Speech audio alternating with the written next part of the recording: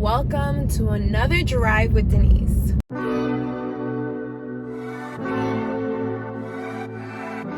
Okay guys, so I just wanted to come on camera to talk about a post-retrograde report. This one was intense. A Mercury retrograde is when the planet Mercury literally stops and starts rotating backwards.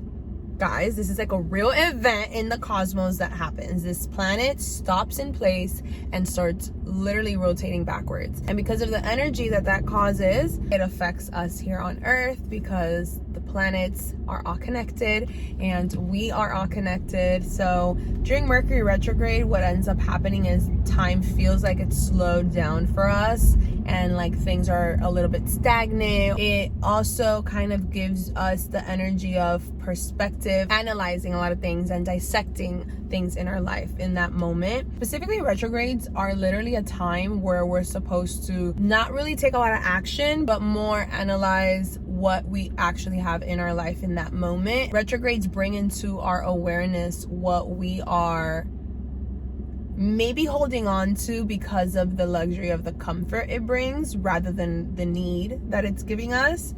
So it helps us let go and surrender. And that's why a lot of people relate it to tough times and like have this negative perception about retrogrades, because it does put things into perspective and it shifts things around. It forces you to observe your surroundings and your life and analyze what deserves to stay and what should go. So that's usually what happens during the retrogrades. And during this retrograde, guys, I felt a huge purge. I've taken very much into consideration Abraham Hicks's advice on allowing life to happen to you and not making things happen for you. We are supposed to flow and follow our intuition, and that is how we're guided to our desires, and that's how we reach our goals.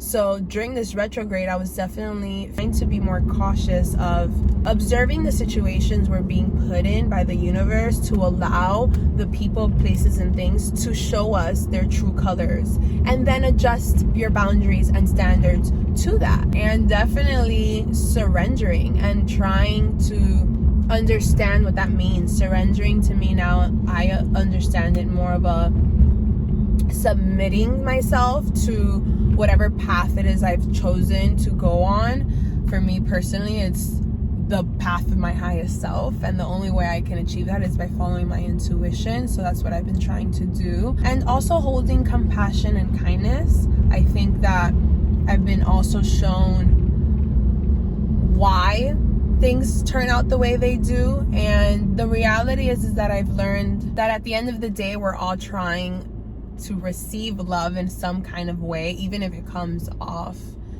in ego.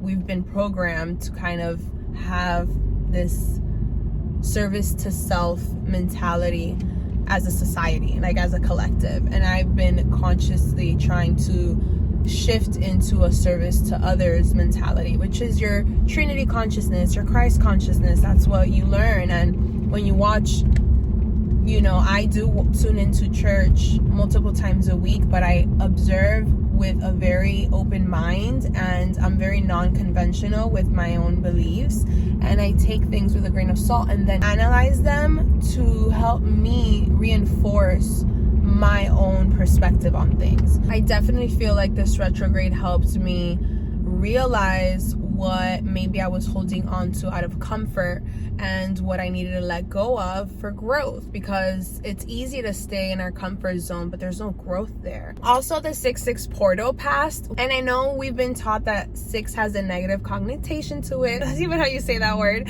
but it's not. It's actually a beautiful spiritual angel number that symbolizes unconditional love, and the 6-6 day was an unconditional love portal to really tap into that energy that essentially is the most powerful energy that exists. Because if you've learned about frequencies, chakras, and all of that like scientifical talk about astrology, love is not an emotion and it's not an act. It's a frequency. It's a lifestyle. It is a way of living, and it's actually an unconditional loving frequency that we're supposed to not only embody, but then from there act and show that unconditional love to others, but starting with ourselves. When I learned about that, holding the frequency of unconditional love is not easy, and it's definitely not something that you learn to do and then forever you're just in this blissful frequency. No, we live on earth, and I've learned that we're here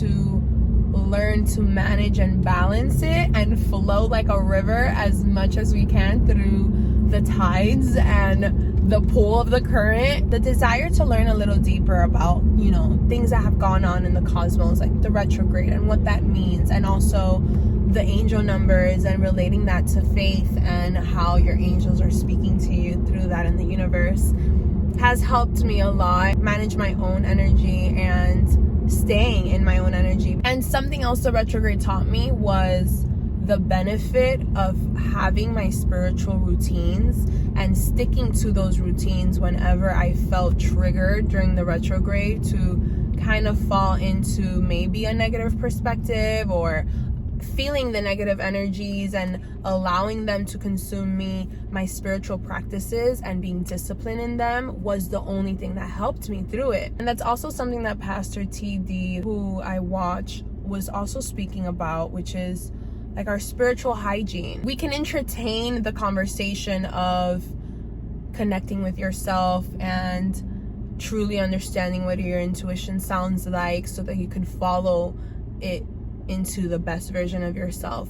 But if you don't adapt routines that help you connect to yourself, it's impossible for you to do that. Yeah, you can see angel numbers all day, but if you're not researching to find out what you're being called to know through these numbers, like essentially then what are you doing? How is it benefiting you? So the retrograde also taught me that sticking to these routines, it's how you continue to adapt these new habits and reprogramming yourself to this new version, who you want to be. There's something I journaled, which I feel more comfortable sharing with you guys. These things I journal because I feel like they help me so much, and I hope they help you guys too. And one of the things I journaled during the retrograde that stuck was observe, don't absorb. And for me, I am a very sensitive person to energies. In the beginning, I thought it was like a curse. I was like, why Jesus would you make me this sensitive to things around me? But it's not. It's a blessing, because when you learn to cultivate it and work with it, stand in your power, then it's like a superpower to be as sensitive as you are. So I hope that if you are also one of those people who feels deeply and these energies also affect you intensely, I encourage you to do your research in whatever it is that's coming up in your reality, because it'll help you understand deeply what you're going through.